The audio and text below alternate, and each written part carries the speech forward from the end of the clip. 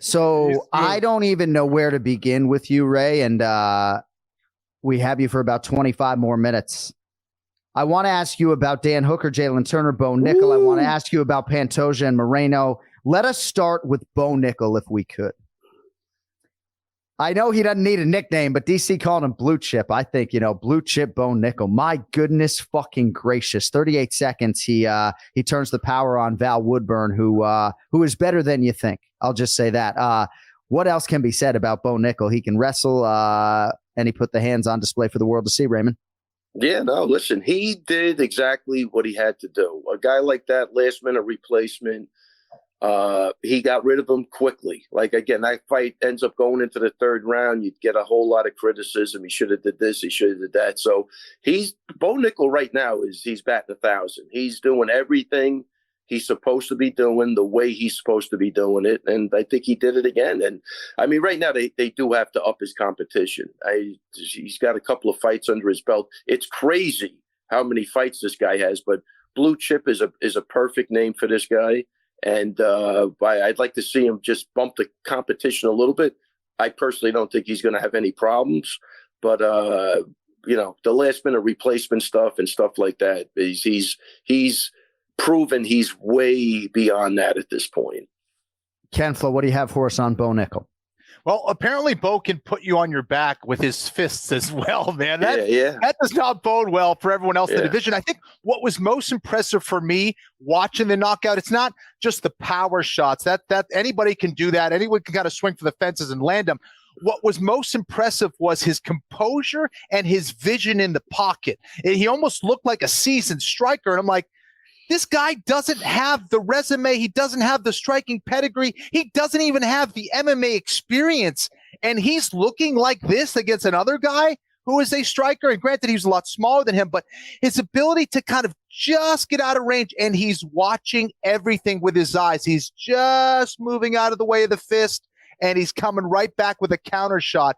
And that's stuff you usually see from like high-level strikers. So to me, what it shows is that this guy is an insane world-class competitor. I think that he showed a lot in this fight. He's going to build off of his confidence with his striking because of this performance. And if you want to fight Bo Nickal, fight him now. Don't fight him later, because if he's making these kind of improvements and if his game is where it is right now after such little experience, dude, the sky's the limit. Just watching him move around and practice, he has that something special. And I think it's probably, in my opinion, something more special than what Khamzat Chimaev has. So to me, down the line, if these guys face each other, already I'm leaning towards Bo Nickal just based on how he moves. Chimaev doesn't have that kind of footwork. He doesn't have that kind. He's more of a juggernaut destroyer. But I think Bo Nickal is going to be more technical. I think both with his wrestling and with his striking. So I'm really excited to see these guys face each other in future. But I like the fact that Bo Nickal has been taking the right fights, getting the right experience. I think now he's going to be tested a little bit more. Now, I don't think he should go into the top 15 just yet, because if the UFC knows what they have and someone like Bo Nickal and can build this guy up, they're already putting him on main cards of pay-per-views with such little experience. Build him up, get him that experience, because he might be the next guy when Adesanya's on the way out. Bo Nickal will take that throne and probably hold that belt for a very long time. Incredibly high praise, and I think a lot of it worthwhile there from Ken-Flo. I do believe that's a dream matchup, Bo Nickal and Khamzat Chimaev. And some people have said to me, man, you're really high on Bo Nickal, but I take it from his coaches too. Take it from Ken-Flo if you don't take it from me.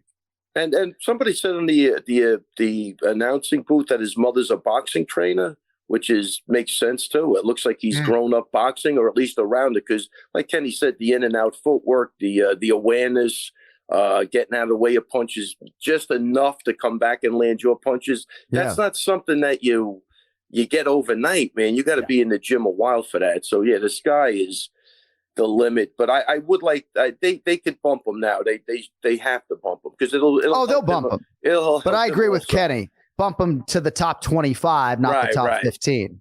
Yeah, but that isn't to say that there aren't winnable fights in the middleweight top 15 right now. And I'm not going to start naming names, but Bo Nickal is a problem. Yeah.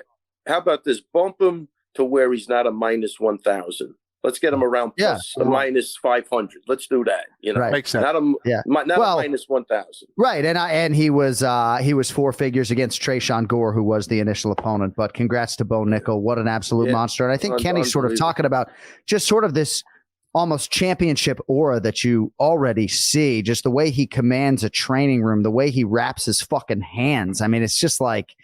He's just had so much one-on-one competition at the highest level, so many pressure-packed situations in wrestling that, you always wonder how a guy will transition when they can get punched in the mouth, and he will face adversity inevitably. But, he looks like a big game player, Ken-Flo. And I loved his message at the end in the post-fight interview with Joe, how he's talking about, that basically it's okay to be a great husband and a great father, and, he has a kid on the way. And I think, we need athletes, like Bo Nickal, giving those messages and reminding people more than ever in this world where we get all this crappy news. But to hear someone like Bo Nickal, who's looks like he's genuinely trying to be a good human being and trying to, support that, I thought was pretty damn awesome.